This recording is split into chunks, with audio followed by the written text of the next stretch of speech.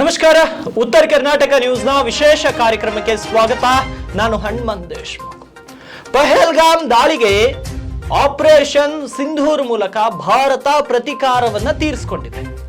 26 ಅಮಾಯಕರನ್ನ ಬಲಿ ಪಡೆದಂತ ಉಗ್ರರನ್ನ ಪಾಕಿಸ್ತಾನದ ಒಳಗೆ ಹೋಗಿ ಭಾರತೀಯ ಸೇನೆ ಅವ್ರನ್ನ ಹೊಡೆದುರುಳಿಸಿದೆ. ಯುದ್ಧದ ಉದ್ವಿಗ್ನತೆ ನಡುವೆ ಪಾಕ್ ವಿರುದ್ಧ ಭಾರತ ಸೇಡನ್ನ ತೀರಿಸಿಕೊಂಡಿದೆ. ಈಗ ಭಾರತೀಯ ಯೋಧರ ಕಾರ್ಯಕ್ಕೆ ದೇಶದೆಲ್ಲೆಡೆ ಮೆಚ್ಚುಗೆ ವ್ಯಕ್ತವಾಗ್ತಿದೆ. ಆದ್ರೆ ಈ ನಮ್ಮ ಚಾಣಕ್ಯ ಸೈನಿಕರು ಏನೋ ಆಪರೇಷನ್ ಸಿಂಧೂರ್ ಅಂತ ಮಾಡಿದ್ರು. ಈ ಕುರಿತು ಇವತ್ತಿನ ಈ ಒಂದು ವಿಶೇಷ ಕಾರ್ಯಕ್ರಮದಲ್ಲಿ ಮಾತನಾಡೋಣ.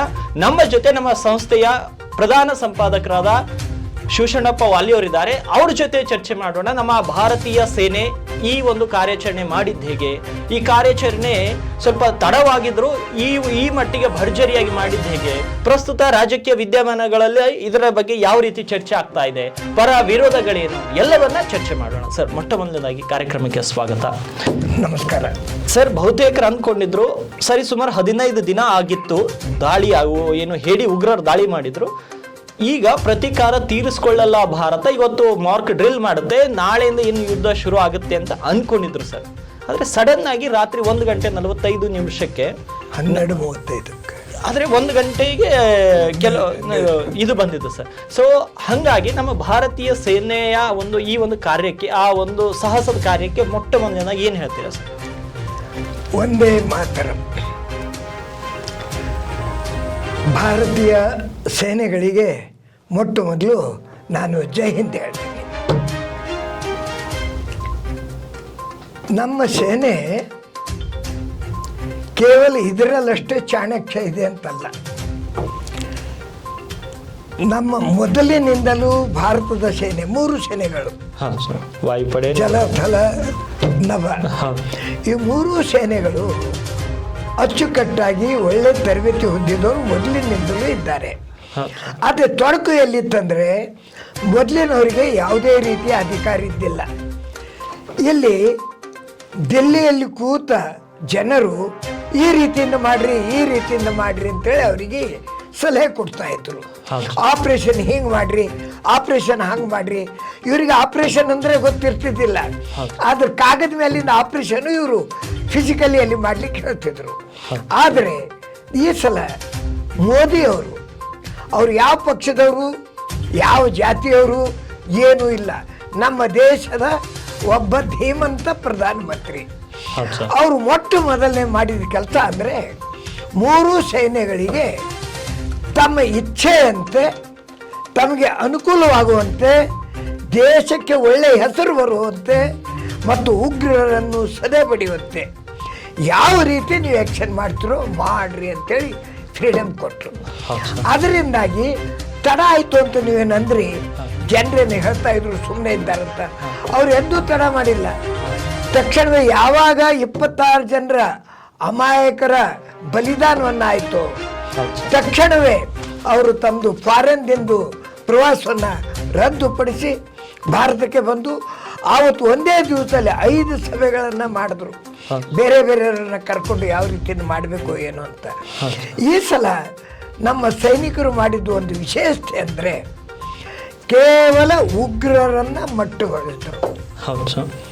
ಅವ್ರು ಎಂದೂ ಮುಸ್ಲಿಂ ನಾಗರಿಕರಿಗೆ ಧಕ್ಕೆ ಆಗಿಗೊಟ್ಟಿಲ್ಲ, ಅಮಾಯಕರಿಗೆ ಆಗಿಗೊಟ್ಟಿಲ್ಲ. ಅವರು ಅಲ್ಲಿಂದ ನಾಗರಿಕರಿಗೆ ಯಾವುದೇ ರೀತಿಯ ಧಕ್ಕೆ ತಂದಿಲ್ಲ.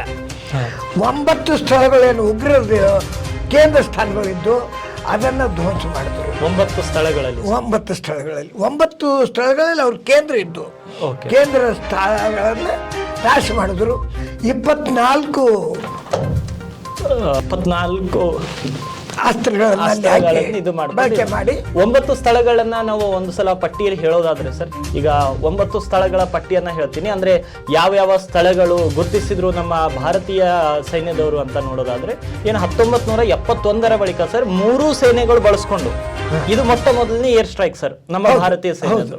ಸೊ 26 ಜನರ ಬಲಿದಾನಕ್ಕೆ ಏನು ಸಿಂಧೂರನ್ನ ಆಪರೇಷನ್ ಮೂಲಕ ಅವರಿಗೆ ಪ್ರತೀಕಾರದ ದಾಳಿಯನ್ನ ಮಾಡಿದ್ದಾರೆ ಭಾರತೀಯ ಸೈನಿಕರು. ಸೊ ಆ 9 ಸ್ಥಳಗಳನ್ನ ಒಂದ್ಸಲ ನೋಡೋದಾದ್ರೆ ಸರ್, ಮುರ್ಡಿಕ್ ಅಂತ ಪಾಕಿಸ್ತಾನದಲ್ಲಿದೆ, ಬಲಹಪುರ್ ಪಾಕಿಸ್ತಾನದು, ಮತ್ತೆ ಚಾಕಮ್ರು ಪಾಕಿಸ್ತಾನದಲ್ಲಿದೆ, ಸಿಯಾಲ್ಕೋಟ್ ಪಾಕಿಸ್ತಾನದು, ಮತ್ತು ಮುಜಾಫರಾಬಾದ್ ಪಿಒಕೆದಲ್ಲಿದೆ, ಕೋಟ್ಲಿ ಪಿಒಕೆದಲ್ಲಿದೆ, ಬಿಂಬಲ್ ಪಿಒಕೆದಲ್ಲಿದೆ, ಮತ್ತು ಗುಲ್ಫುರ್ ಪಿಒಕೆ ಮತ್ತು ಬಾಗ್ ಪಿಒಕೆದಲ್ಲಿ ಸರ್.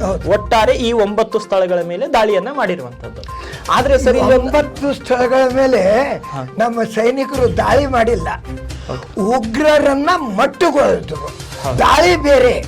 ದಾಳಿ ನಾವು ಎಂದೂ ಭಾರತೀಯ ಸೈನ್ಯ ಯಾರ ಮೇಲೆಯೂ ಎಂದೂ ದಾಳಿ ಮಾಡಿಲ್ಲ. ನಾವು ಅಮಾಯಕರ ಮೇಲೆ ದಾಳಿ ಮಾಡ್ಲಿಕ್ಕೆ ಹೋಗೋದಿಲ್ಲ. ಅಲ್ಲಿ ಉಗ್ರರು ಅಡ್ಕೊಂಡು ಕೂತಿದ್ರು, ತಮ್ಮ ಕೇಂದ್ರ ಮಾಡ್ಕೊಂಡು ಕೂತರು, ಅಂಥದನ್ನ ಧ್ವಂಸ ಮಾಡಿದ್ರು. ಇವ್ರು ದಾಳಿ ಮಾಡ್ಬೇಕಾದ್ರೆ ಪಾಕಿಸ್ತಾನ ಮೇಲೆ ಮಾಡ್ತಿದ್ರು, ಅವ್ರು ಮಾಡಿಲ್ಲ. ಪಾಕಿಸ್ತಾನದ ಜನರು ನಮ್ಮ ವಿರೋಧಿಗಳಲ್ಲ, ಪಾಕಿಸ್ತಾನ ನಾಗರಿಕರಿಗೆ ನಮ್ಮ ಪ್ರಧಾನಮಂತ್ರಿ ಸ್ಪಷ್ಟವಾಗಿ ಹೇಳಿದ್ದಾರೆ, ನಮ್ಮ ಪಾಕಿಸ್ತಾನ ನಾಗರಿಕರು ನಮ್ಮ ವೈರಿಗಳಲ್ಲ. ಅವರನ್ನ ಸಹಕಾರ ಕೊಡೋರು ಯಾರಾದ್ರೂ ಅಲ್ಲಿದ್ರೆ ಅವರನ್ನ ಮಟ್ಟಗೊಳಿಸ್ತೀವಿ, ಅವ್ರಿಗೆ ಆಶ್ರಯ ಕೊಡೋರಿಗೆ ಮಟ್ಟಗೊಳಿಸ್ತೀವಿ, ಅವರನ್ನ ಸಹಕಾರ ಹಣ ಬೆಂಬಲ ಕೊಡೋರಿಗೆ ನಾವು ನೋಡ್ಕೊಳ್ತೀವಿ, ಅಥವಾ ಸೈನ್ಯ ಬೆಂಬಲ ಯಾರ ಕೊಡ್ತಾ ಇದ್ರೆ ಅಂತ ಸೈನಿಕರನ್ನ ಸಹ ನೋಡ್ತೀವಿ ಅಂತ ಹೇಳಿದ್ದಾರೆ. ನಮ್ದು ಸ್ಪಷ್ಟವಾಗಿದೆ. ಎಷ್ಟೋ ಜನರು ಇದು ದಾಳಿ ಅಂತಾರೆ, ನಾವು ದಾಳಿ ಮಾಡೋದಿಲ್ಲ, ಉಗ್ರರನ್ನ ಎಲ್ಲಿದ್ರು ಅವರಿಗೆ ನೆಲ ಸಮ ಮಾಡ್ಬಿಡ್ತೀವಿ ಎಂಬ ಧೈರ್ಯ. ಪಾಕಿಸ್ತಾನ ಮೇಲೆ ದಾಳಿ ಅನ್ನೋಕ್ಕಿಂತನೂ ಉಗ್ರವಾದವನ್ನ ಮಟ್ಟ ಹಾಕಿ ವಿಶ್ವ ಮಟ್ಟದಲ್ಲಿ ತೆಗೆದುಕೊಂಡಂತ ಒಂದು ದೊಡ್ಡ ನಿರ್ಧಾರ ಸರ್ ಇದು. ಮತ್ತೊಂದು 3 ಸೈನ್ಯಗಳನ್ನ ಬೆಳೆದ್ರು ಅಂತ ಹೇಳಿದ್ರಲ್ಲ, ಅದು ಯಾಕೆ ಬೆಳೆದ್ರು ಅಂದ್ರೆ ಮೊದಲು ಯಾವ್ಯಾವ ಸೈನ್ಯಕ್ಕೆ ಯಾರು ಇದು ಮಾಡ್ಬೇಕು ಅಂತ ಹೇಳಿ ಮೊದ್ಲಿನ ಒಂದು ನಿರ್ಣಯ ತಗೋತೀವಿ. ರಾಜಕೀಯ ನಿರ್ಣಯ, ಅದು ರಾಜಕೀಯ ನಿರ್ಣಯ ಇತ್ತು. ಇದು ರಾಜಕೀಯ ನಿರ್ಣಯ ಅಲ್ಲ, ರಾಷ್ಟ್ರೀಯ ನಿರ್ಣಯ. ರಾಷ್ಟ್ರ ರಕ್ಷಣೆ ಮಾಡೋದು ಅವ್ರ ಕೆಲಸ. ಅದರಲ್ಲಿ ನಾವು ಮಾರ್ಗದರ್ಶಕರಾಗಿ ಹೀಗೆ ಮಾಡ್ರಿ ಅಂತ ಹೇಳೋದಲ್ಲ, ಇಂಥದನ್ನ ಮಾಡ್ರಿ ಅಂತ ಹೇಳ್ಬೇಕಷ್ಟೇ. ಯಾವ ರೀತಿ ಮಾಡ್ಬೇಕು ಅವ್ರು ಇದು ಮಾಡ್ಬೇಕು. ಅದಕ್ಕೆ 3 ಸೈನ್ಯಗಳು ಇವ್ರು ಒಂದ್ ಕಡೆ ಸೇರ್ರಿ ಅಂತ ಹೇಳಿಲ್ಲ. ಯಾವ ರೀತಿ ನೀವು ನಿರ್ಣಯ ತೆಗೆದುಕೊಳ್ತಿರೋ ನಿಮಗೆ ಸಂಪೂರ್ಣ ಅಧಿಕಾರ ಎಂಬ ಅಧಿಕಾರವನ್ನು ಅವ್ರಿಗೆ ಕೊಟ್ಟಾಗ ಆ 3 ಸೈನ್ಯದವ್ರು ಕೂಡಿಕೊಂಡು ಅದು ಮಾಡಿದ್ರು. ನಮ್ಮ ಸೈನ್ಯದ ಚಾತುರ್ಯ ಒಂದು ನಾವು ಒಪ್ಪಲೇಬೇಕು, ಅದಕ್ಕೆ ತಲೆ ಬಾಗಲೇಬೇಕು. ಏನಂದ್ರೆ ಎಲ್ಲೆಲ್ಲಿ ಉಗ್ರರ ಸ್ಥಳ ಕೇಂದ್ರ ಸ್ಥಳ ಇವೆ ಅಲ್ಲಿ ಮಾತ್ರ ಬಾಂಬ್ ದಾಳಿ ಆಯಿತು, ಆದ್ರೆ ಮಿಸೈಲ್ಸ್ ಹಾಕಿದ್ರು. ಆದರೆ ಅದಕ್ಕೆ ಒಂದು 10 ಫೀಟು ಅಂತರದಲ್ಲಿದ್ದ ಕಟ್ಟಡಗಳಿಗೆ ಅದು ಸುಣ್ಣಕ್ಕೆ ಸಹಿತ ಧಕ್ಕೆ ಆಗಿಲ್ಲ. ಆ ಕಟ್ಟಡದ ಸುಣ್ಣ ಸಹಿತ ಧಕ್ಕೆ ಆಗಿಲ್ಲ. ಆ ರೀತಿಯನ್ನು ಮಾಡಿದ್ರು. ಯಾಕಂತಂದ್ರೆ ಅವ್ರ ಟಾರ್ಗೆಟ್ ಇತ್ತು, ಯಾವ ಸ್ಥಾನ ನಾಶ ಮಾಡಬೇಕು ಅದನ್ನಷ್ಟೇ ಮಾಡಬೇಕು. ಹೆಚ್ಚಂದ್ರೆ ಆ ಸ್ಥಳಕ್ಕೆ ಬಿಟ್ಟು 3 ಫೀಟ್ಗಿಂತಲೂ ದೂರ ಹೋಗಬಾರ್ದು. ಅಂದ್ರೆ ಎಷ್ಟು ಅಕ್ಯುರೇಟ್ ನಮ್ದು ಸೈನ್ಯದ ಶಕ್ತಿ ಇದೆ ಮತ್ತು ಅವ್ರದ್ದು ಲೆಕ್ಕ ಇದೆ, ಅದನ್ನ ನಾವು ಒಪ್ಪಲೇಬೇಕು. ಇವತ್ತ ಅಮೇರಿಕಾದು, ಇಸ್ರಾಯೇಲ್ದು, ರಷ್ಯಾದು ಏನೇನೋ ಹೇಳ್ತಾರೆ, ಇವರು ಎಲ್ಲರಿಗಿಂತಲೂ ನಮ್ಮ ಭಾರತದ ಸೈನ್ಯ, ಭಾರತದ ಶಕ್ತಿ ಮೀರಿದ್ದದೆ. ಅವ್ರ ಮೇಲೆ ಕೆಲವ್ರ ಮೇಲೆ ಶಸ್ತ್ರಾಸ್ತ್ರಗಳು ಹೆಚ್ಚಿರ್ಬೋದು, ಆದರೆ ಚಾಣಾಕ್ಷತನ ನಮ್ದು ಭಾರತದ ಸೈನಿಕರಲ್ಲಿ ಇದ್ದಷ್ಟು ವಿಶ್ವದ ಯಾವುದೇ ಸೈನಿಕರಲ್ಲಿ ಇಲ್ಲ. ಆಯುಧಗಳು ಹೆಚ್ಚಿರಬಹುದು, ಅಣುಶಕ್ತಿಗಳು ಹೆಚ್ಚಿರಬಹುದು, ಆದ್ರೆ ಚಾಣಾಕ್ಷತನದಲ್ಲಿ ಭಾರತ ಕೈ ಹಿಡಿಯೋರು ಯಾರು ಸರ್. ಈಗ ಈ ಒಂದು ಪ್ರತೀಕಾರದ ದಾಳಿ ಅಂತ ನೀವು ಹೇಳ್ಬೇಡ ಅಂತ ಹೇಳಿದ್ರಿ, ಯಾಕಂದ್ರೆ ಇದು ಉಗ್ರರ ಮೇಲೆ ನಡೆದಂತ ದಾಳಿ, ಪಾಕಿಸ್ತಾನ ಪ್ರಜೆಗಳ ಮೇಲೆ ನಡೆದಂತ ದಾಳಿ ಅಲ್ಲ ಸರ್. ಆದ್ರೆ ಈ ಒಂದು ಆಪರೇಷನ್ಗೆ ಸರ್, ಈ ನಮ್ಮ ಭಾರತೀಯ ಸೈನ್ಯ ನಡೆಸಿದಂತ ಆಪರೇಷನ್ಗೆ ಆಪರೇಷನ್ ಸಿಂಧೂರ್ ಅಂತ ಹೆಸರಿಟ್ಟಿದ್ದಾರೆ ಸರ್. ಏನಕ್ಕೆ ಸರ್ ಅದೇ ಒಂದು ಹೆಸರನ್ನ ಇಡಬೇಕಾದ್ರು?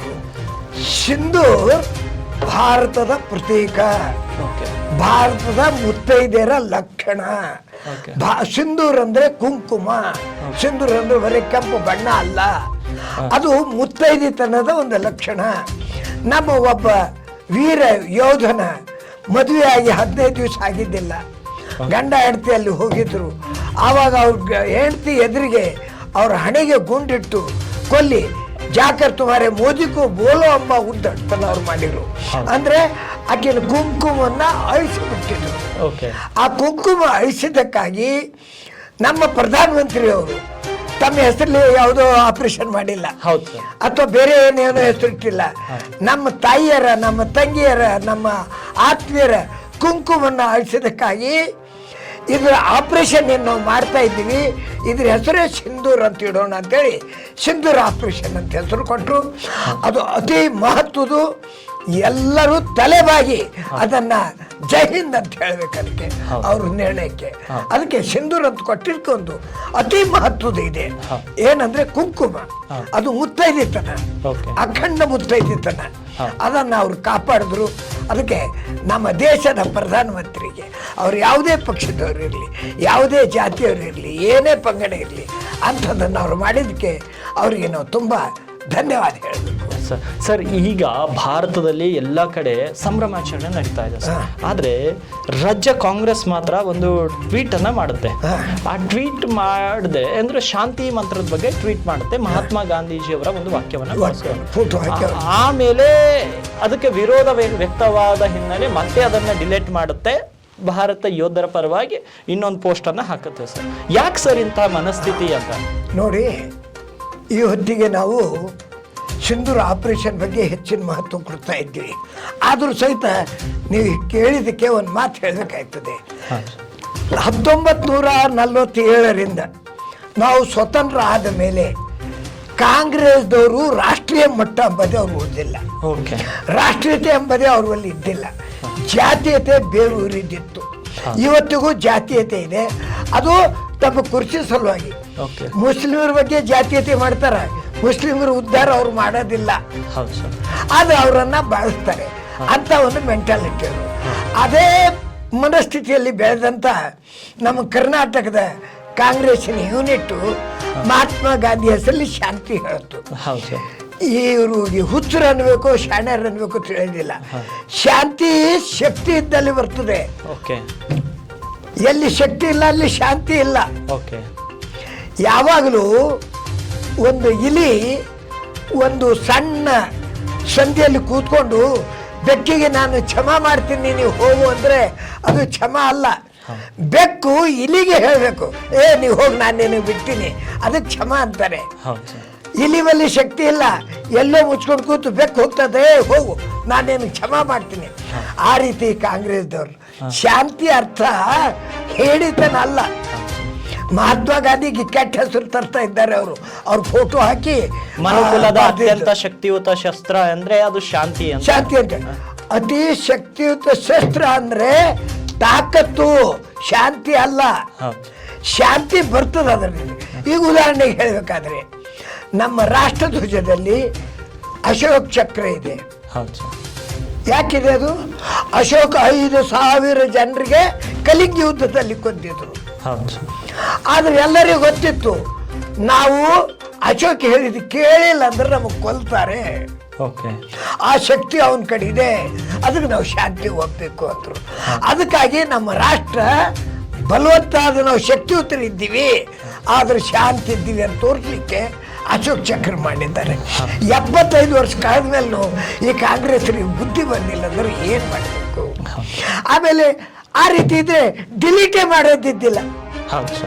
ಆದ್ರೆ ಜನರು ಚೀತಿ ಅಂತ ಉಗಿತಾರೆ, ಅದಕ್ಕೆ ಅಂಜಿ ಮತ್ತದು ಡಿಲೀಟ್ ಮಾಡಿದ್ರು.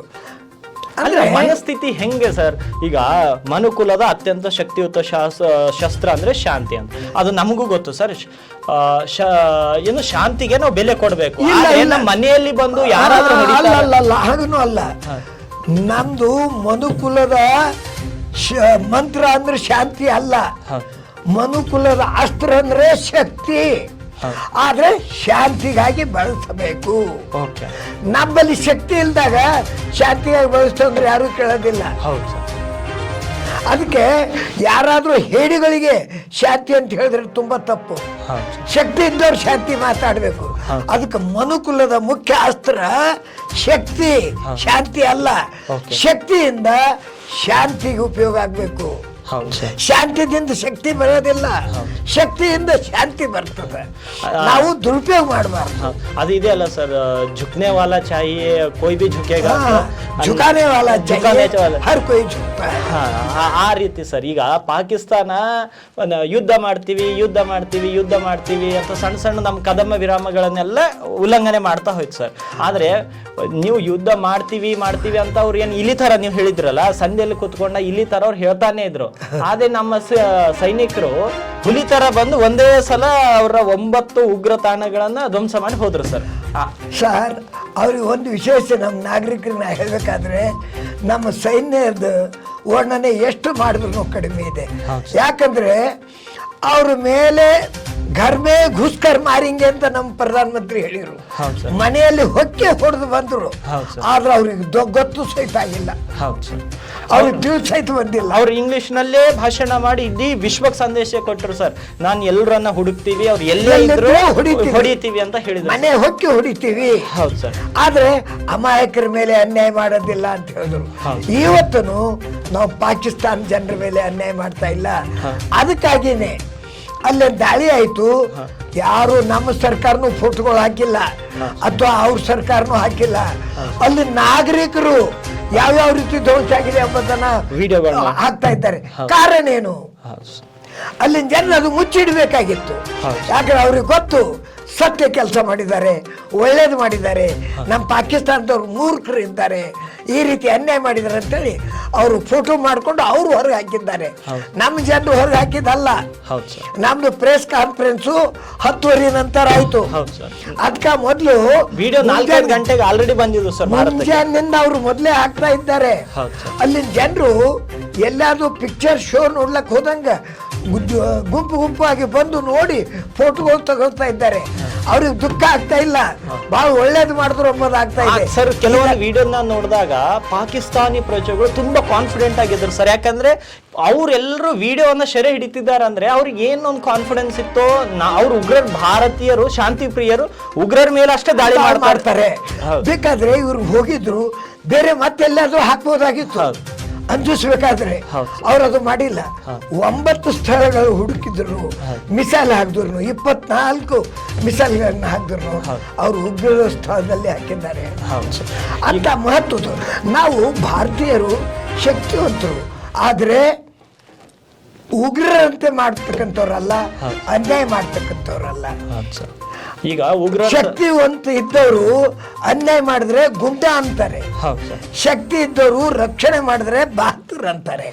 ನಮ್ಮ ಸೈನ್ಯ ಬಹದ್ದೂರ್ ಸೈನ್ಯ, ಗುಂಡ ಸೈನ್ಯ ಅಲ್ಲ. ಹೌದು ಸರ್. ಈಗ ಉಗ್ರರು ದಾಳಿ ಮಾಡಿದಾಗ ಸಿನಿಮಾ ಥಿಯೇಟರ್ಗಳ ಮೇಲೆ ಮಾಡ್ತಾರೆ, ಹೋಟೆಲ್ಗಳ ಮೇಲೆ ಮಾಡ್ತಾರೆ, ಜಾತ್ರೆಗಳ ಮೇಲೆ, ದೇವಸ್ಥಾನಗಳ ಮೇಲೆ ಮಾಡ್ತಾರೆ, ದೇವಸ್ಥಾನದ ಮೇಲೆ ಮಾಡ್ತಾರೆ. ಇಲ್ಲ ಅಂದ್ರೆ ಎಲ್ಲೋ ಒಂದು ಕಡೆ ಜನರು ಸೇರಿರ್ತಾರಲ್ಲ ಸರ್, ಆ ತರದ ಮೇಲೆ. ಆದ್ರೆ ನಮ್ಮ ಭಾರತೀಯ ಸೈನಿಕರು ಹಂಗಲ್ಲ. ಎಲ್ಲಿ ಕಳ್ಳರಿರ್ತಾರೆ, ಎಲ್ಲಿ ಸುಳ್ಳರಿರ್ತಾರೆ, ಎಲ್ಲಿ ದೇಶದ್ರೋಹಿಗಳು ಇರ್ತಾರೆ, ಅವರುಗಳ ಮನೆ ಮೇಲೆಯೇ ಮತ್ತೆ ಅವರುಗಳ ತಾಣಗಳ ಮೇಲೆ ದಾಳಿ ಮಾಡಿದ್ರು ಸರ್. ಅದಕ್ಕೆ ನಮ್ಮ ಸೇನೆ ಇತರ ಸೇನೆಗಳಿಗಿಂತ ಚಾಣಕ್ಷತನ ಒಂದು ಸರ್. ಪರಾಕ್ರಮಿ ಯೋಧರು, ಪರಾಕ್ರಮಿ ಯೋಧರು. ಹೌದು ಸರ್. ಮತ್ತೊಂದು, ಇಡೀ ವಿಶ್ವದಲ್ಲಿ ಇವತ್ತಿಂದ ಆಗಿದ್ದಂತಹ ಏನು ಇವರು ದುಷ್ಟರನ್ನ ನಾಶಪಡಿಸಿದ್ರು, ಇದು ವಿಶ್ವದ ಇತಿಹಾಸದಲ್ಲಿ ಎಲ್ಲರೂ ನೆನ್ಪಿಡ್ತಕ್ಕಂಥದ್ದು. ಯಾಕಂದ್ರೆ ನಾನು ಪುನಃ ಹೇಳ್ತೀನಿ, ಎಲ್ಲಿ ಮಿಸೈಲ್ ಹಾಕಿದ್ರು ಅದು 10 ಫೀಟ್ ಅಂತರದಲ್ಲಿರ್ತಕ್ಕಂಥ ಕಟ್ಟಡದು ಮೇಲಿನ ಸುಣ್ಣಕ್ಕೆ ಸಹಿತ ಧಕ್ಕೆ ಆಗಿಲ್ಲ, ಗೋಡೆಗಲ್ಲ, ಸುಣ್ಣಕ್ಕೆ ಸಹಿತ ಧಕ್ಕೆ ಆಗಿಲ್ಲ. ಇಂಥ ಚಾಣಕ್ಷತನ ಮಾಡಿತ್ತು. ಅದಕ್ಕಾಗಿ ನಮ್ಮ ಸೈನ್ಯರು ಏನು ಕೆಲಸ ಮಾಡಿದ್ದಾರೆ, ಇನ್ನು ಇಷ್ಟಕ್ಕೆ ನಿಲ್ಲಬಾರ್ದು. ನನ್ನೊಂದು ವಿನಂತಿ, ನಾನು ಕೇಳ್ಕೊಳ್ಳೋದೇನೆಂದರೆ, ನಮ್ಮ ಸೈನಿಕರು ಇನ್ನೂ ಎಚ್ಚರಾಗಿರಬೇಕು. ಇನ್ನು ಎಲ್ಲೆಲ್ಲಿದ್ದಾರೆ ಸಮೂಲ ನಷ್ಟ ಆಗಬೇಕು. ದುಷ್ಟ ಶಕ್ತಿ ಒಂದೇ ಇದ್ರೂ ಸಹಿತ ಮತ್ತದು ಚಿಗಿರ್ತದೆ. ಅದಕ್ಕೆ ಸಂಪೂರ್ಣ ನಷ್ಟ ಆಗೋರಿಗೆ ಇದು ನಮ್ಮದು ಸಿಂಧೂರ್ ಆಪರೇಷನ್ ನಿಲ್ಲಬಾರ್ದು. ಸಿಂಧೂರ್ ಆಪರೇಷನ್ ಕಂಟಿನ್ಯೂ ಆಗಬೇಕು. ನಮ್ಮ ಎಲ್ಲ ತಾಯಂದಿರ ತಂಗಿದಿರ ಸಿಂಧೂರ್ ಅಂದರೆ ಮುತ್ತೈದಿತನ ಗಟ್ಟಿಯಾಗಿ ಇಡಬೇಕು. ನಮ್ಮ ಭಾರತದ ಜನ ಎಲ್ಲೇ ಯಾತ್ರೆಗೆ ಹೋಗಲಿ, ಪ್ರವಾಸಕ್ಕೆ ಹೋಗಲಿ, ಭಯ ಇಲ್ಲಂತ ಒಂದು ಕಾನ್ಫಿಡೆನ್ಸ್ ಜನರಲ್ಲಿ ಬರಬೇಕು ಅಂತ ಕಾರ್ಯ ಮಾಡಬೇಕು. ಮತ್ತು ಪ್ರಧಾನಮಂತ್ರಿಯವರಿಗೆ, ನಮ್ಮದು ಹೋಮ್ ಮಿನಿಸ್ಟರಿಗೆ ಹಾಗೂ ದೋವಲ್ ಅವರಿಗೆ, ಅಲ್ಲಿ ಎಲ್ಲರೂ ಸಹಕಾರ ಕೊಟ್ಟಿದ್ದವರಿಗೆ ನಾನು ನಮ್ಮ ಸರ್ದಾರ್ ವಲ್ಲಭಾಯ್ ಪಟೇಲ್ ಪ್ರತಿಷ್ಠಾನ ವತಿಯಿಂದ ಜೈ ಹಿಂದ್ ಹೇಳ್ತೀನಿ. ಸೈನಿಕರಿಗೆ 100 ಸಲ ಜೈ ಹಿಂದ್ ಹೇಳಿ ತಲೆಬಾಗ್ತೀನಿ. ಇಂಥ ಕಾರ್ಯ ನಡಿಬೇಕು. ಇದು ನಿಲ್ಲಬಾರ್ದು, ನಿಲ್ತಕ್ಕಂಥ ಕಾರ್ಯ ಅಲ್ಲ, ಸಿದ್ಧಾರ್ಥ ಚಕ್ರ. ನಮ್ಮ ಪ್ರಧಾನಮಂತ್ರಿ ಇನ್ನೂ ಮುಂದೆ ನುಗ್ಗಬೇಕು, ಇನ್ನು ಮುಂದೆ ಹೋಗಬೇಕು. ಆದರೆ ಒಂದು ಇದ್ರ ಜೊತೆಗೆ ಎಲ್ಲ ವಿಪಕ್ಷಗಳಿಗೆ ಅಭಿನಂದನೆ ಹೇಳಬೇಕು. ಯಾಕಂದ್ರೆ ಮನಸ್ಸು ಇದ್ದು ಇಲ್ಲೋ ಆದರೂ ಸಹಿತ ನಾವು ಅವ್ರ ಜೊತೆಲಿ ಇದ್ದೀವಿ ಅಂತ ಹೇಳಿದ್ರಲ್ಲ, ಅದಕ್ಕಾಗಿ ಅವರಿಗೆ ಧನ್ಯವಾದ ಹೇಳಬೇಕು. ಇದೇ ಬುದ್ಧಿ ನಮ್ಮ ಪಾರ್ಲಿಮೆಂಟ್ನಲ್ಲಿ ಏನಾದರೂ ನಿರ್ಣಯ ತಗೊಳ್ಳೋ ಹೊತ್ತಿಗೂ ಇದೇ ರೀತಿ ಒಗ್ಗಟ್ಟಿನಿಂದ ಒಳ್ಳೆಯದಿದ್ದರೆ ಸಹಕಾರ ಮಾಡಬೇಕು. ಪಕ್ಷದ ಆಸೆಗಾಗಿ ರಾಷ್ಟ್ರನ ಹಾಳು ಮಾಡಬಾರ್ದು. ಪಕ್ಷಕ್ಕೆ ಒಂದು ಮೋದಿ ಅವರಿಗೆ ವಿರೋಧ ಕಟ್ಕೊಲಿಕ್ಕೆ ಹೋಗಿ ಭಾರತದ ರಾಷ್ಟ್ರೀಯತೆಗೆ ವಿರೋಧಿ ಆಗಬಾರ್ದು ಅಂತ ಸದ್ಬುದ್ಧಿ ಪರಮಾತ್ಮ ಈ ವಿರೋಧಿ ಪಕ್ಷಗಳಿಗೆ ಕೊಡಲಿ. ಮತ್ತು ಈ ಕಾಂಗ್ರೆಸ್ದವರು ಒಂದು ಸಣ್ಣ ಇದು ಮಾಡಿ ಒಂದು ಒಳ್ಳೆಯ ರೀತಿ ಅಡಿಗೆ ಮಾಡಿದಾಗ ಒಂದಿಷ್ಟು ವಿಷಯ ಹಾಕಿದಂಗೇನು ಶಾಂತಿದೊಂದು ಇದು ಮಾಡಿ ಮತ್ತೆ ಪುನಃ ವಾಪಸ್ ತಗೊಂಡ್ರು ಅಂತ ಮೂರ್ಖತನ ಮತ್ತೊಂದು ಮಾಡ್ಲಿಕ್ಕೆ ಹೋಗಬಾರ್ದು. ಬುದ್ಧಿವಂತ ಕಾಂಗ್ರೆಸ್ಸರು ಇಂಥ ಮೂರ್ಖ ಜನರಿಗೆ ಬುದ್ಧಿ ಹೇಳಿ ಸಾಂತ್ವನ ಹೇಳಿ ಪಾಠ ಕಲಿಸಬೇಕು. ಸಿದ್ದರಾಮಯ್ಯ ಅವರು ಕೂಡ ಕಳೆದ ಒಂದು 8 ದಿನಗಳ ಹಿಂದೆ ಸರ್ ಒಂದು ಹೇಳಿ ನಾವು ಶಾಂತಿ ಪ್ರಿಯರು, ಯುದ್ಧ ಎಲ್ಲ ಮಾಡಬಾರ್ದು, ಯುದ್ಧದ ಅನಿವಾರ್ಯತೆ ಏನಿದೆ ಅಂತ ಹೇಳಿದ್ರು. ಆದರೆ ಯುದ್ಧ ಆದಮೇಲೆ ಅದೇ ಸಿದ್ದರಾಮಯ್ಯನವರು ತಮ್ಮ ಹಣೆಯಲ್ಲಿ ತಿಲಕವನ್ನಿಟ್ಟು ಇವತ್ತು ಪ್ರೆಸ್ ಕಾನ್ಫರೆನ್ಸ್ ಮಾಡಿ ಭಾರತೀಯ ಯೋಧರನ್ನ ಪ್ರಶಂಸೆ ಮಾಡಿದ್ದಾರೆ. ಅದು ಕೆಂಪು ತಿಲಕ ಯಾಕೆ ಇಟ್ಕೊಂಡು ಅವ್ರು ಹೇಳ್ಯಾರ ಅಂತಂದ್ರೆ, ಸಿಂಧೂರ್ ಅಂದ್ರೆ ನಾನು ವಿರೋಧಿ ಇಲ್ಲ, ನಾನು ಹೊರ ಇದ್ದೀನಿ. ಈಗ ಅವ್ರು ಎಲ್ಲರಿಗೆ ಬುದ್ಧಿ ಬಂದಿದೆ. ನಾವು ಪ್ರಧಾನಮಂತ್ರಿ ವಿರೋಧ ಮಾಡಿದ್ರೆ ನಮ್ಮ ಸ್ಥಾನಕ್ಕೂ ನಾವು ಉಳಿಯೋದಿಲ್ಲ, ನಮಗೆ ಉಳಿಗಾಲಿಲ್ಲ, ಜನರು ನಮಗೆ ಬಿಡೋದಿಲ್ಲ. ಅದು ಗೊತ್ತಾದ ಮೇಲೆ ಅದು ಹಳ್ಳಿಗೊಂದು ಗಾದೆ ಮಾತಿದೆ, ಮುದುಕಿ ಆದ ಮೇಲೆ ಗರ್ತಿ ಆದವಳು ಅಂತ. ವಯಸ್ಸಿದ್ದಾಗ ಆಗಿಲ್ಲ ಅವಳು, ಅದಕ್ಕೆ ವಯಸ್ಸಾದ್ಮೇಲೆ ಮುದುಕಿ ಆದಾಗ ಗರ್ತಿ ಆದವಳು ಅಂತ ಒಂದು ಗಾದೆ ಮಾತಿದೆ. ಆ ರೀತಿ ನಮ್ಮ ಸಿದ್ದರಾಮಯ್ಯನವರಿಗೆ ತಡ ಮಾಡಿ ಯಾಕಾಗಲ್ದು ಬುದ್ಧಿ ಬಂತು. ಆಮೇಲೆ ಹಣೆ ಮೇಲೆ ಕುಂಕುಮ ಹಚ್ಕೊಳ್ಳೋಷ್ಟು ಬುದ್ಧಿ ಬಂತಲ್ಲ. ಯಾಕಂದರೆ ನಾನು ಮುಸ್ಲಿಮ್ನೇ ಇದ್ದೀನಿ ಅಂತ ಹೇಳ್ಕೊಳ್ಳೋದು, ನಾ ಮಾಂಸ ತಿಂತೀನಿ ಅಂತ ಹೇಳೋದು ಅದು ಹೇಳೋ ಮಾತಲ್ಲ. ಏನಾದರೂ ತಿಲ್ಲಿ ಅವ್ರ ಮನಸ್ಸಿಗೆ ಬಂದಿತ್ತು, ಅದು ಹೇಳ್ಕೊಂಡು ತಿಂತಿದ್ರು. ಅಂಥವ್ರು ಕುಂಕುಮ ಇಟ್ಕೊಂಡು ಗಂಧ ಇಟ್ಕೊಂಡು ನಾನು ಭಾರತೀಯ ಅಂತ ತೋರಿದ್ರಲ್ಲ, ದೇವರು ಇದೇ ಸದ್ಬುದ್ಧಿ ಕಡೆವರೆಗೆ ಅವ್ರಿಗೆ ಕೊಡಲಿ ಅಂತ ಹೇಳ್ತೀನಿ. ಇದು ಇಲ್ಲಿಯ ತನಕ ಬಂದಂಥ ಅಪ್ಡೇಟ್. ಇನ್ನು 4 ಗಂಟೆಗೂ ಕೂಡ ನರೇಂದ್ರ ಮೋದಿ ನೇತೃತ್ವದಲ್ಲಿ ಸಭೆ ನಡೆಯಲಿದೆ. ಮತ್ತಷ್ಟು ಅಪ್ಡೇಟ್ಸ್ಗಳನ್ನು ರಾತ್ರಿಯ ಶೋನಲ್ಲಿ ನಿಮ್ಗೆ ಕೊಡಲಾಗುತ್ತೆ. ಸೊ ಇಲ್ಲಿಗೆ ಈ ಕಾರ್ಯಕ್ರಮವನ್ನು ಮುಗಿಸ್ತಾ ಇದ್ದೀವಿ. ಸೊ ಮತ್ತಷ್ಟು ಅಪ್ಡೇಟ್ಸ್ಗಳೊಂದಿಗೆ ರಾತ್ರಿ ಭೇಟಿ ಆಗ್ತೀವಿ.